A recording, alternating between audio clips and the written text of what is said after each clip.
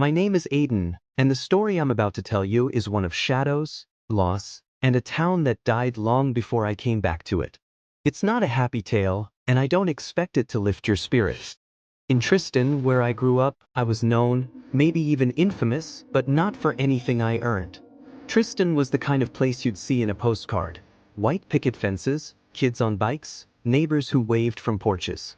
It was idyllic, a village where crime was a broken window and controversy was who won the pie contest. My dad, Leo, was the mayor for most of my childhood, a big man with a handshake for everyone and a laugh that filled rooms. He was tight with Chief Landon, the local police chief, and they'd spend weekends fishing or swapping stories at the diner. My mom, Alyssa, was the town's heart, organizing food drives, book clubs, and Christmas parades, her kindness a light everyone gravitated toward. My older brother, Al, was the star, honor roll debate team captain, the kid teachers used as an example. Then there was me, the outlier, the kid with a darkness in his eyes, a restlessness that made me feel like a stranger in my own home. At 18, I bolted, enlisting in the army the day after graduation, eager to escape Tristan's suffocating perfection. My parents were proud, though their hugs were tight with worry when I left for basic training. Al didn't understand. He thought I was running from responsibility, especially when Tristan started to unravel. Just before I deployed, strange things began. Shadows in the woods at night, whispers of ghosts, pranks that felt too cruel to be kids' work. Storefronts were vandalized with red symbols, tires slashed, and eerie chants echoed from the forest. Reverend Larry, the preacher at the United Methodist Church of Light, took to his pulpit, blaming it on divine wrath, saying the town had strayed and needed to purge its evil. I thought he was a fanatic, stirring up fear for attention, so I ignored him and shipped out to Iraq 6 months later. Al and I fought the night before I left, our voices sharp in the quiet of our parents' kitchen. He begged me to stay, said something was wrong with the team, that I was abandoning him. I called him weak, said he was scared of shadows. Those words burned in me later, because he was right, and I was too stubborn to see it. In Iraq, I saw what real horror looked like: dust-choked streets, blood in the sand, screams that lingered in your sleep.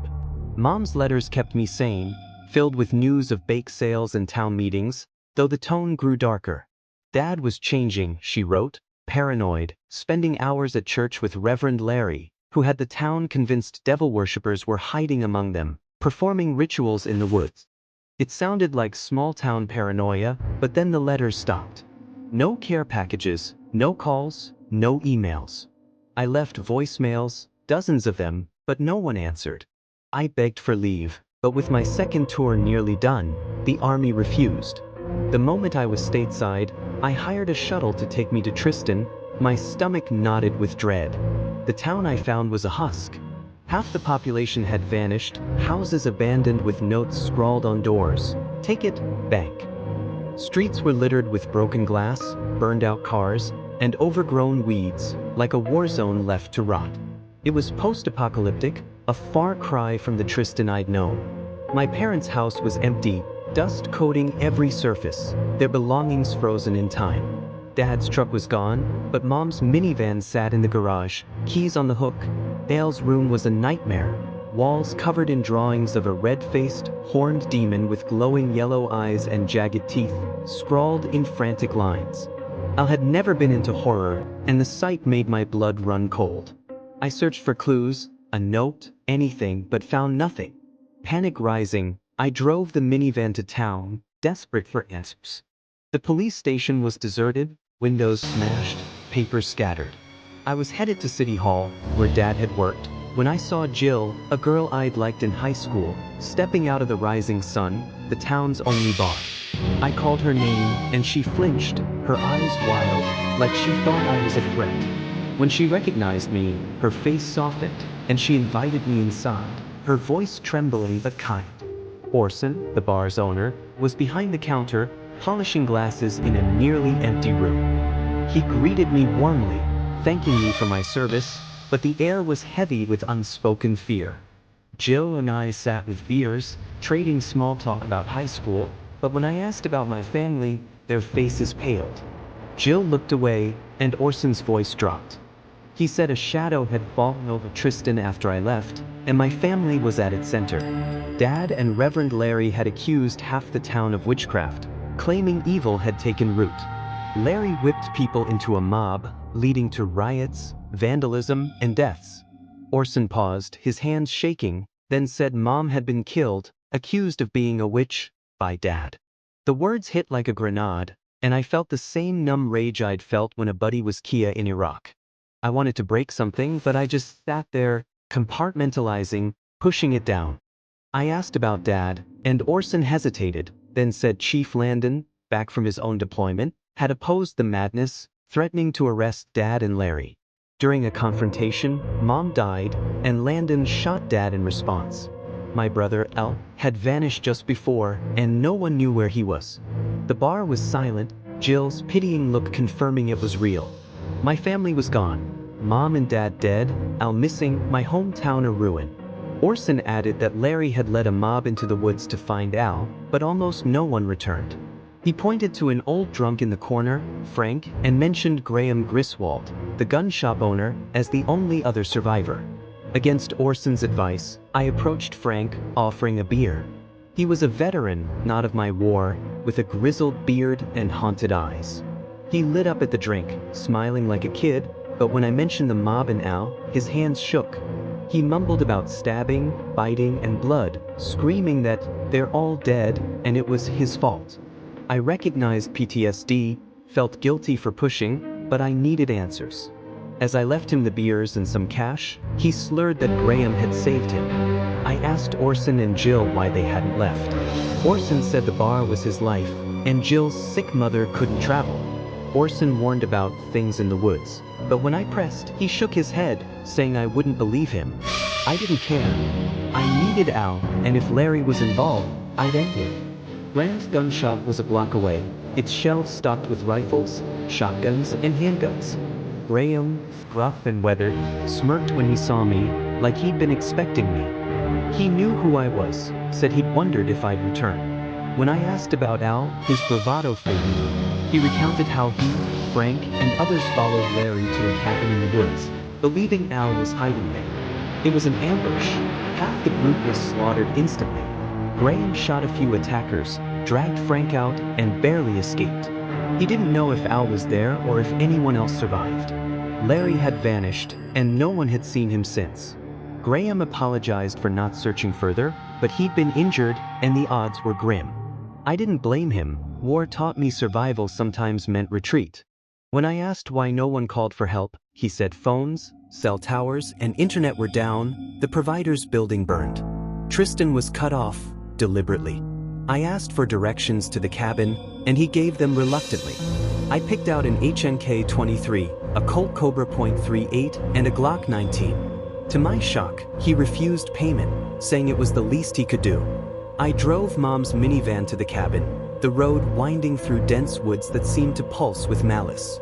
The trees loomed, their branches clawing at the sky, the air thick with a silence that pressed against my chest. When I arrived, the clearing was a slaughterhouse, body parts strewn across the ground, blood smeared on the cabin steps, the stench of decay choking me. Flies buzzed, and I gripped the Glock, circling the cabin. Movement flickered in the trees, but when I turned, nothing was there. Then a scream, raw, desperate, came from inside. I ran to the door, nearly slipping on blood, and heard a sharp slicing sound, followed by another scream. I shouldered the door open and froze. On the kitchen counter lay a man, his intestines spilling out, the room awash in blood. Behind him stood Bill Rohr, the town butcher, his apron crimson, holding a meat cleaver and a chunk of flesh. His eyes glowed yellow, and he grinned, raising the cleaver. "Fresh meat?" he growled, swinging at the man's neck. I fired the Glock 6 times, stumbling back, slipping on the stairs, and hitting the ground hard. Bill's heavy steps thundered after me. I scrambled up, but a new horror emerged, a red, child-sized creature, like an orc from a nightmare, charging from the trees with a machete. I shot it twice, dropping it, but two more appeared. I backed toward the van, firing at one on the roof, killing it, then missing another, slashing at the tires. It fled, and I shot the last one near the van. Bill roared from the doorway, his glowing eyes locked on me.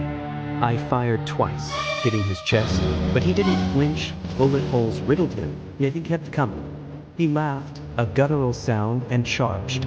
I dove into the van, but one of those red creatures lunged from the back seat, biting my neck. I wrestled it off, slashing its throat with my folding knife. Bill shattered the driver's window, his cleaver grazing my neck. I shot his arm, making him drop the weapon, then fired again, pushing him back. I reversed the van, running him over, pinning him under the axle. He writhed, still alive, his eyes glowing, teeth like blades. I got out H&K in hand and demanded to know where Al was. He howled, clawing at me. I fired, severing his spine, and he went still. The clearing was silent, the other creatures gone. I searched the cabin, hoping to find Al, but the man inside was dead, and there was no sign of my brother. I drove back to Tristan, my leg bleeding, my mind reeling. Back at the Rising Sun, I told Orson and Jill what happened. They weren't surprised, just terrified, whispering about the woods, about something older than the town. I found Dad's journals in the attic, hidden under floorboards, filled with ramblings about a red shadow he'd seen years ago, something he thought he'd buried. He wrote about Larry, about rituals to bind it, but they'd failed. The drawings in AL's room matched the creatures I'd seen, and I wondered if he'd known, if he'd tried to fight it. I stayed in Tristan, searching for Al, my guns always close. The woods hum at night, a low growl like laughter. Al's out there, or he's gone, and I won't leave until I know. But the shadow grows, and I fear it's been waiting for me all along. The days after the cabin were a blur of pain and obsession. My leg throbbed where the creature had slashed it, but I didn't have time to care. I bandaged it with a torn shirt and kept moving, driven by the need to find Al. The town felt alive with menace, like it was watching me, waiting for me to slip. I went back to my parents' house, tearing through every drawer, every closet, looking for something, anything, that could point me to Al. In the basement, I found a locked box under a pile of old blankets. It was Dad's, engraved with his initials. I pried it open with a crowbar, and inside were more journals, older than the ones in the attic, their pages yellowed and brittle. They weren't Dad's handwriting, they were Grandpa's from decades ago. He wrote about the same red shadow, a thing that lived in the woods before Tristan was even a town. He'd seen it as a boy, a creature with glowing eyes that whispered promises of power. He'd resisted, but someone in his generation hadn't, and the shadow had taken root, biding its time. I didn't want to believe it, but the pieces fit. The vandalism, the symbols, the creatures, they weren't random. Something had been unleashed, and Dad's paranoia, Larry's crusade, even AL's disappearance were tangled in it. I drove to the church, hoping to find Larry's records, anything about his rituals. The building was abandoned, its pews overturned, the altar smeared with dried blood. In the pastor's office, I found a hidden compartment in the desk, stuffed with papers, Larry's notes, scrawled in a frantic hand. He wrote about a cleansing ritual, a way to bind the red shadow, but it required a sacrifice, someone close to the summoner. My stomach turned as I read Dad's name in the margins and Mom's, crossed out with red ink. Had Dad offered her up? Had Larry? I couldn't process it, but the thought made my blood boil. There was a map, too, crude but clear, marking a spot deeper in the woods than the cabin, labeled The Hollow. I knew I had to go there. If Al was alive, that's where he'd be. I loaded the minivan with extra ammo, a flashlight, and a first aid kit, my hands steady despite the fear gnawing at me.